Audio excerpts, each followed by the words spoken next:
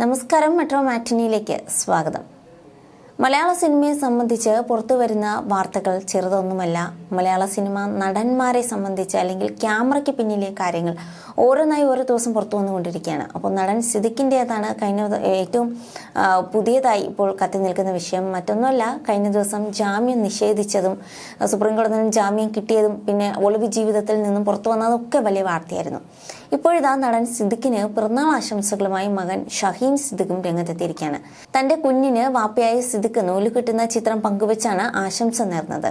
വാപ്പച്ചിക്ക് പിറന്നാൾ ആശംസകൾ എന്ന അടിക്കുറിപ്പോടെയാണ് പോസ്റ്റ് എത്തിയതും. സിദ്ദിഖിന്റെ 62ാം പിറന്നാളായിരുന്നു കഴിഞ്ഞ ദിവസം. മികച്ച സ്വഭാവ നടൻ, അവതാരകൻ എന്നീ നിലയിൽ നിരവധി ആരാധകരുള്ള നടൻ, പക്ഷെ ഇപ്പോൾ ലൈംഗിക പീഡന ആരോപണ വിധേയനും കൂടിയാണ്. നടി നൽകിയ പീഡന പരാതിയിൽ ഇക്കഴിഞ്ഞ ദിവസമാണ് സുപ്രീം കോടതി സിദ്ദിഖിന് മുൻകൂർ ജാമ്യം അനുവദിച്ചത്. ഹൈക്കോടതി ജാമ്യാപേക്ഷ തള്ളിയതിനെ തുടർന്ന് സിദ്ദിഖ് ഒളിവിൽ പോയിരുന്നു. ഇപ്പോൾ പിറന്നാൾ ആഘോഷത്തിന്റെ ചിത്രം പുറത്തു വന്നതോടെ സമൂഹ മാധ്യമങ്ങളിൽ വിമർശന സ്വരങ്ങളും ഉയരുകയാണ്. വർഷങ്ങൾക്ക് മുൻപ് സിനിമയിൽ അവസരം ചോദിച്ച യുവനടിയെ പീഡിപ്പിച്ചു എന്ന കേസിൽ കഴിഞ്ഞ ദിവസമാണ് ജാമ്യം ലഭിച്ചത്. ഹേമ കമ്മിറ്റി റിപ്പോർട്ട് പുറത്തു വന്നതിന്റെ പശ്ചാത്തലത്തിൽ പരാതി ഉയർത്തിയതിന്റെ കൂട്ടത്തിലാണ് നടൻ സിദ്ദിഖിനെതിരെ കേസ് ചുമത്തപ്പെട്ടത്. തിരുവനന്തപുരത്തെ നക്ഷത്ര ഹോട്ടലിൽ വെച്ച് നടിയെ ആക്രമിച്ചു എന്നാണ് പരാതി. ആരോപണ വിധേയനായ നടന് ഹൈക്കോടതി ജാമ്യം നിഷേധിച്ചതോടെ ഒളിവിൽ കഴിയുകയായിരുന്നു. പിന്നാലെയാണ് സിദ്ദിഖ് സുപ്രീം കോടതിയെ സമീപിച്ചത്. 2 ആഴ്ചയ്ക്ക് ശേഷം കേസ് സുപ്രീം കോടതി വീണ്ടും പരിഗണിക്കും. വിചാരണ കോടതി മുന്നോട്ട് വയ്ക്കുന്ന വ്യവസ്ഥകൾക്ക് ബാധകമായിട്ടാണ് അറസ്റ്റ് തടഞ്ഞത്. പരാതി നൽകാൻ കാലതാമസമുണ്ടായത് കണക്കിലെടുത്താണ് കോടതി ഇപ്പോൾ ഇടക്കാല ഉത്തരവ് പുറപ്പെടുവിച്ചത്. കഴിഞ്ഞ 8 വർഷമായി സംസ്ഥാനം എന്ത് ചെയ്യുകയാണെന്നും കോടതി ചോദിച്ചു. കേസിൽ കക്ഷി ചേരാൻ ശ്രമിച്ചവരെ കോടതി ശാസിക്കുകയും ചെയ്തു. ഇവർക്ക് കേസുമായി ഒരു ബന്ധവുമില്ലെന്ന് കോടതി വ്യക്തമാക്കി. അതേസമയം ഹേമ കമ്മിറ്റി റിപ്പോർട്ട് വന്ന സാഹചര്യത്തിലാണ് പരാതി ഇപ്പോൾ നൽകിയതെന്ന് സംസ്ഥാനവും അതിജീവിതയും വ്യക്തമാക്കി. പ്രത്യേക അന്വേഷണ സംഘം രൂപീകരിച്ച് അന്വേഷണം നടക്കുന്നുവെന്ന് കോടതി പറഞ്ഞു. സിദ്ദിഖിന് അന്വേഷണവുമായി സഹകരിക്കാൻ കോടതി നിർദ്ദേശവും നൽകി. സിനിമയിൽ മാത്രമല്ല ഇതൊക്കെ നടക്കുന്നതെന്നും സുപ്രീം കോടതി ചൂണ്ടിക്കാട്ടി.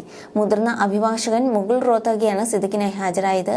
ജസ്റ്റിസ് ബേല എം ത്രിവേദി, അതുപോലെ സതീഷ് ചന്ദ്ര ശർമ്മ എന്നിവർ അടങ്ങിയ ബെഞ്ചാണ് ഹർജി പരിഗണിച്ചത്.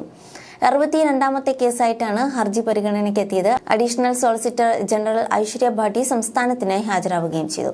365 സിനിമയിൽ അഭിനയിച്ചെന്നും 62 വയസ്സായെന്നും സിദ്ദിഖ് കോടതിയിൽ വ്യക്തമാക്കിയിരുന്നു.